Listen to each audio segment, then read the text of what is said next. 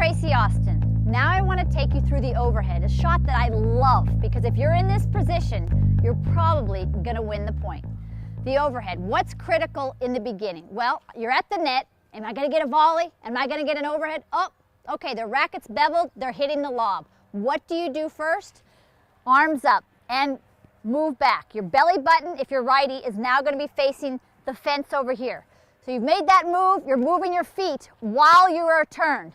Very critical to move your feet a lot on the overhead because the ball is coming down, and if there's any wind at all, you want to continue to move your feet so that you get right under the ball.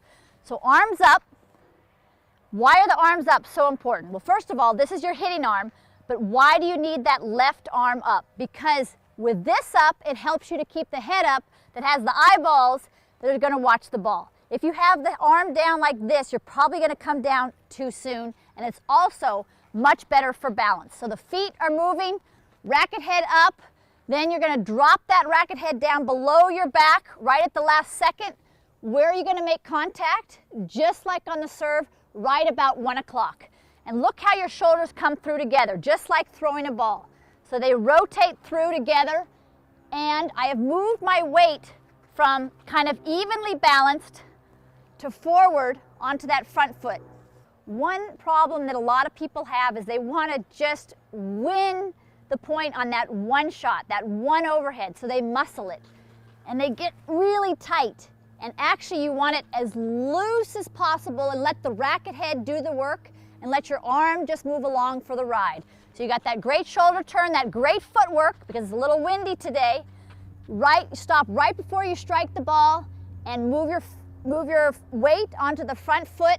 Keep your head up the whole time, and even try, if you're practicing your overhead, to keep your head up afterwards to make sure that your eyes are on that ball. And then you're finishing on balance. If you're finishing off balance like this, then you probably haven't done a great job with your footwork before you strike the overhead. Let's check it out. So I'm here, arms up right away, ball is going to come, move the feet, and get that eyes on the ball and the weight moving forward in the balance. And the sun a lot of times is a problem on the overhead. Actually, right now it's 1 o'clock.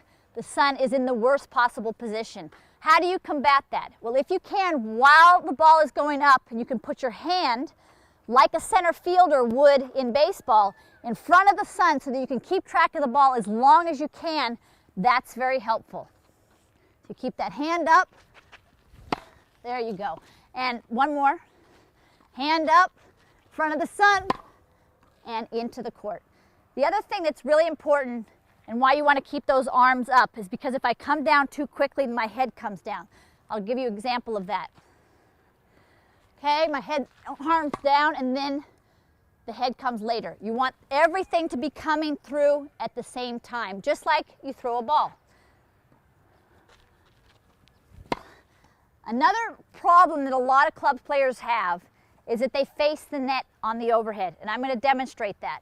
You're facing the net on the overhead, the ball comes, and you don't have as much momentum. When you get that shoulder turn and that belly button facing this way at the start, and then the belly button's facing towards this way at the end, then you used all parts of your body together to have the most effective overhead. Good luck.